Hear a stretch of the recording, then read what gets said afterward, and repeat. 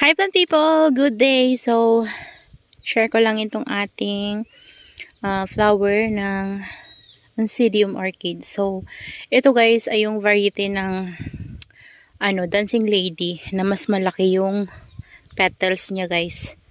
Ayan, and sobra talagang laki at mahaba ito guys mag-flower. Ala, naipit yung ano niya. Ayan. So, ayan siya guys.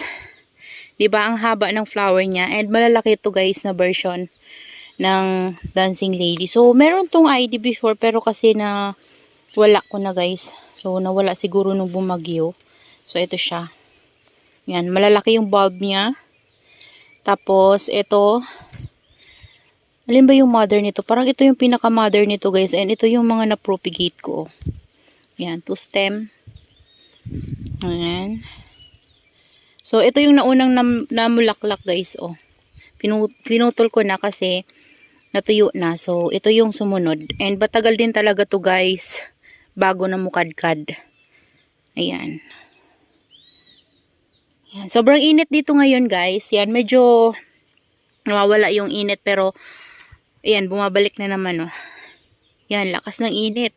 And yung doon banda guys, sa likod na yon, nilinis ko na yung mga tumubo doon guys na branch ng Madrid cacao. So, puputol ko para naman mainitan yung ating dito guys, donkey's tail. And inano ko na rin, inayos ko na rin yung net para hindi masyadong makulimlim yung matatanggap ng ating donkey's tail and then ang burrito. Hindi sila guys mag-i-etiliate. So, mataba pa rin yung kanilang rosette.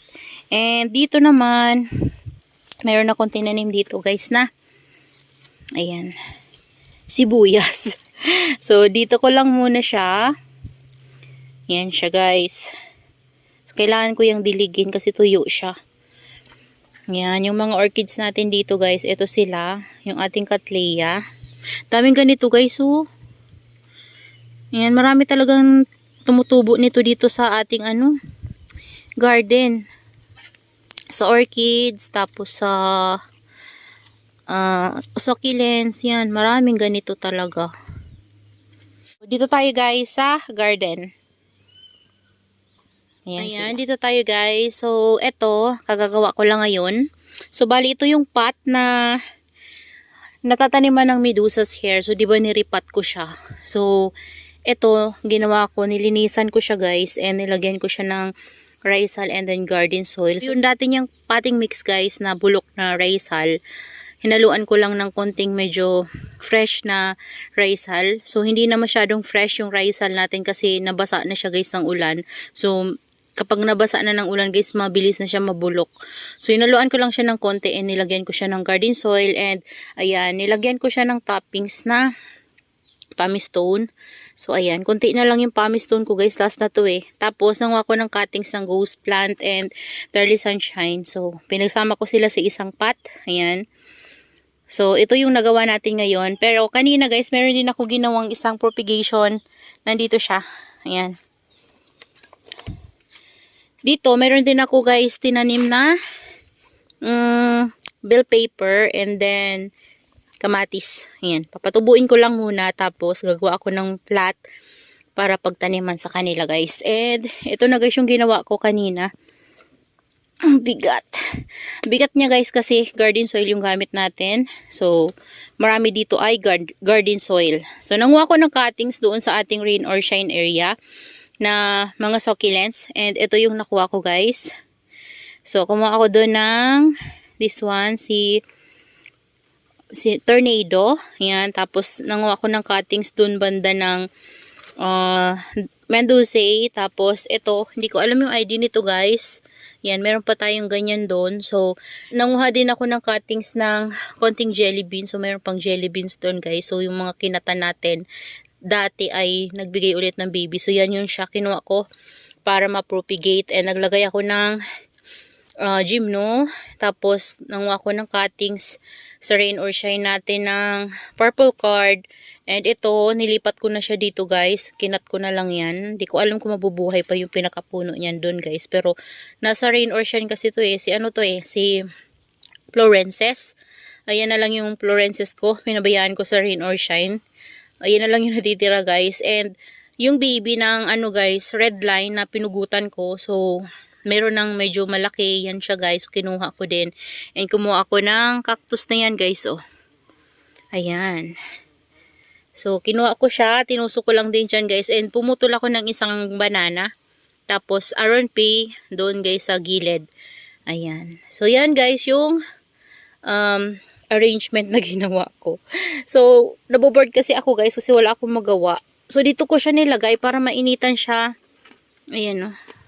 Dito kasi kanina may init. So, ito din, i-ano din natin to guys. Hanapan din natin ng paglalagyan. So, dito siguro guys, ayusin ko to. Ayan. So, medyo masama ngayong pakiramdam ko guys eh. Kasi sinisipon ako. Kunti naman ako ng sipon. Pero, mag-garden pa rin ako guys. Ayan. So, ito pala. Di ko alam kung napakita ko to sa inyo guys. Ayan. Ito pakita ko sa inyo. Ito niripat ko na. Ayan. Ito pala yung pot nila pala. Pero, kasi, naglagay ako ng garden soil. Ito yung mga nabuhay dito guys na mga pink puppet. Na mga leaves. Tapos, naglagay ako ng mga ganito. Kasi yung dito guys, narat yung pinaka-rosette niya. So, tinanggal ko na lang yung leaves. Para ma-propagate dito. Tapos ito, napakalaki nito guys oh. Si Heart Delight. Ayan. Sobrang haba na ng stem niya. Ayan. Tapos gumawa ako kahapon ng isang pot ng claret. Ayan. Ito yung mga cuttings natin ng claret guys. Pinagsama-sama ko dito. And malaki itong pot na to. Malambot lang to na pot. Ayan, yung Chloe natin. Tapos yung Chloe natin na matangka dito, kinat ko guys. And nilagay ko doon. Ayan. Tapos yung Mendoza ko pala guys na variegated, pinugutan ko na. Ayan, ito siya. Ito yung napugot ko sa kanya. Yan. Kasi, ang haba ng stem niya, so para magkaroon siya guys ng baby. Yan dito. Natatakot din ako kasi nga medyo parang maselan itong ating variegated Mendoza. Pero, try ko pa rin guys. Yan. Hindi ko naman inubos.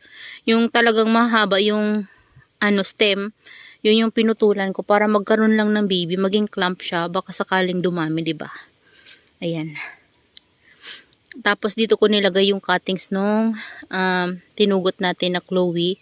Ayan. Ito kumakapal din guys. Oh. Ayan. Ito pinugot ko din kasi yung nito guys paliit. Ayan. Oh. Iwan ko kung bakit paliit itong si Fred Ives. Kasi nagiging ganito yung stem niya guys, oh. Di ko alam kung bakit. Ano kaya yan? Ayan, parang nagiging balat kahoy siya. So, ini-air dry ko lang dito. Tapos ito, antayin natin itong magkaroon ng baby. So, pinugot ko kasi paliit ng paliit. Eh. Baka may problema sa stem. So, kung hindi man ito makasurvive, at least ito, masisave natin to guys, oh. So, ayan. May mga lipro pa tayo dyan. Ito yung free sa akin before ni Ma'am Nida guys. So, laki na niya. Parang si Snow Bunny ba to? Pero kamukha niya guys si Jinjohe. Tingnan nyo guys. Oh. Ayan siya. Diba? Tapos, ito yung Jinjohe ko. Oh. Ano tingin nyo guys? Magkamukha nga. Same sila ng leaves. And 2 heads yan guys nung dumating sa atin. Ito yung isa. Oh, malaki na rin, oh, 'di ba? Hiniwalay ko kasi sila. So, ayan, lumaki silang dalawa. Oh, 'di ba? So, hindi sila nag-inarte sa garden soil. Ayan, rice lang and then garden soil. Ayan, tingnan nyo guys, oh. Garden soil yan, oh. Buo-buo pa nga yan, eh. And parang mas bet nila yung buo-buo kaysa sa dinudurog ko, yung sinasala ko, guys. Parang gusto nila yung buo-buo. So, yun na lang yung ginagawa ko. Kumukuha talaga ako ng lupa. Talagang kahit buo-buo yan siya. Okay lang. Tapos dito, gumawa naman ako ng isang pot ng Mendoza. Kasi yung claret yung nakalagay dito last time. And nag-add ako sa kanya ng garden soil sa taas. Ito na yung claret natin. Yan. Tapos ito, nakapatong lang to dito. Ayan, ito nakaka-recover na guys. So, yan, maibabalik na natin. And yung non-var ko, wala na talaga. Pero may mga tumubo dun guys na mga galing sa seeds ata yun. Ewan ko lang kung magtuloy yun guys. Dun sa pot niya dati. So, di ko naman tinanggal. Dinagdagan ko lang ng succulents. Ano ba yung kinilagay ko dun? Parang si yun eh. Si Pink Puppet. Ayan, yung galing kay Ma'am Connie. Yun yung nilagay ko dun guys. So, dito na area, may kukunin tayo dito and ilalagay natin yung propagation natin. So, ito yung kukunin ko guys. Ayan. Si Monroe. And ito yung ipapalit ko. Sobrang bigat. Ang bigat ng garden soil kasi basa. Basa to guys eh. Ayan. Ayan, dito ko siya ilalagay. Tapos, sino pa ba? Ito kunin natin. Ayan. Hanapan ko to guys ng area. So, ito yung ilalagay ko. Ang daming ano dito guys, dahon ng mangga kasi nasa ilalim to ng mangga. So, hindi ako nakakapagwalis pa. Parang malalaglag. Ang bigat. Grabe ang bigat niya guys. Basa kasi talaga yung garden soil nito. Ay, nalaglag na. Ayusin ko lang guys. Kasi yung kamay natin ay isa lang. So, ayan na guys. Nalagay ko na siya. Ayan. Ikutin ko lang. Para matatanggal itong ano natin. Init dito guys. Grabe.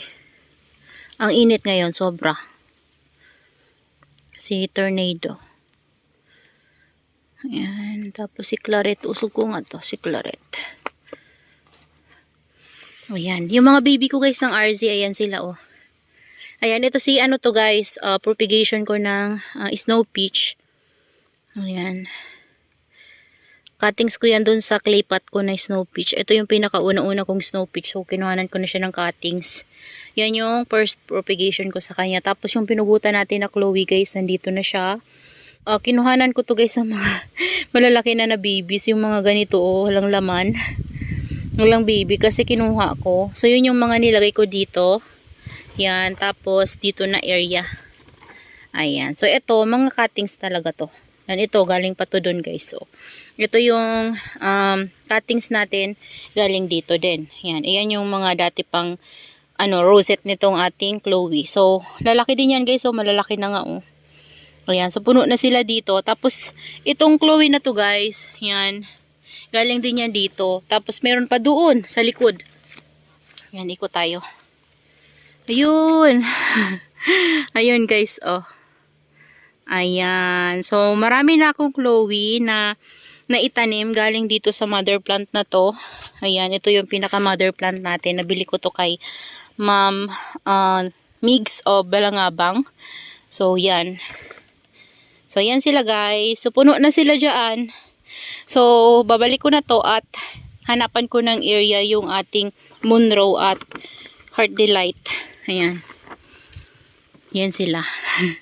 Puno na guys. Diba? Punong-puno na sila. Ready na sila for summer. Ayan. And may papakita pala ako sa inyo guys. Ito oh.